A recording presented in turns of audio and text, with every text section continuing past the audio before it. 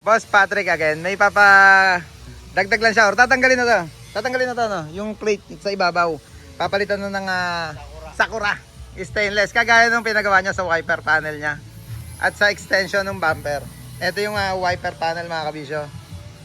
Gravity. At ito yung sa bumper niya, yung extension na stainless. Pati papalit bumper to. Jet Inoue to no. Jet Inoue pati yung dalawang star syempre, Jet Inoue din. Ayan, Jet Inoue. Pag gusto nyo rin magpagawa ng accessories mga kabisyo na bulaklakin, marami tayong stock dito.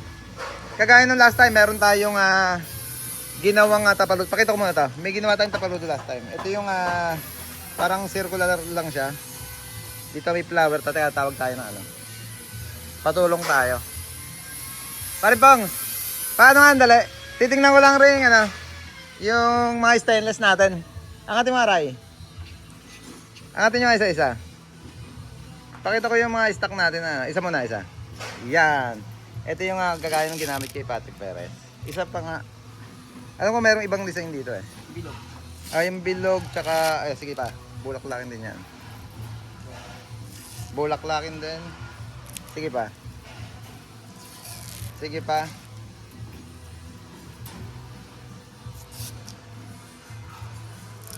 Ayan, yung ibang design. Ito. Ayan, ganda rin. Ganda ng ganitong design. Sige pa nga, Ray. Ano kaya ito? Ganito rin siguro ito. Ayan, magkamukha rin. Tatlong design lang yata, no? Yung bilog, yung dalawang bulaklakin. Ayan, okay na. Tatlong design siguro. Tawag lang yung number na naka-plus sa screen natin kung gusto nyo magpagawa ng ganyang accessories. Pakita ko sa inyo, yung ginawa natin tapaludo kay Sir Palumares ng Ilocos. Ito mga kabisyo, tapaludo at cover ng tangke. Yan, battery holder. Yan yung pinagawa doon sa ganitong stainless natin. Ulitin ko mga kabisyo, tawag lang kayo sa number na plus screen natin kung gusto rin magpakabit ng mga accessories. Taillight, marami tayong bagong dating dito. Ayan, hindi pa na ipapasok, kababa lang, mainit-init pa. Meron din dito pang tractor, hindi lang natetest pa ni Andy. Ito built-in siya. Ibig sabihin kasama na yung bracket, nakabox na rin siya. Ito yung taillight niya.